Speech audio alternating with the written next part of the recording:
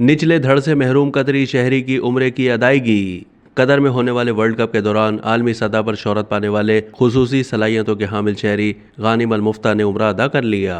अरब media के मुताबिक गानिम अल मुफ्ता पैदाइशी तौर पर जिस मर्ज में मुब्तला है वो दुनिया में नादिर है।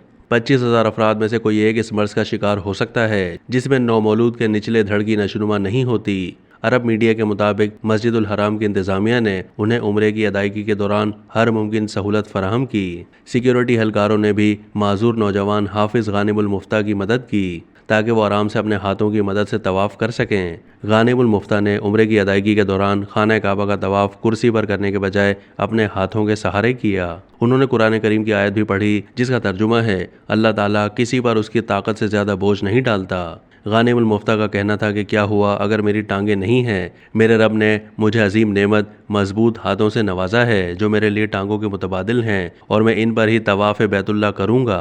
याद रहे कि गुज़िश्ता साल कतर में फीफा वर्ल्ड कप की इफ्तिताही तकरीब में अमरीकी फिल्म स्टार मॉर्गन फ्रीमैन ने माजूर नौजवान कतरी हाफिज गानिमुल मुफ्ता की हमरा तकरीर की थी जिसमें मशरिक और मगरिब के दरमियान मुकालमे का मुनफरिद मंजर पेश किया गया था।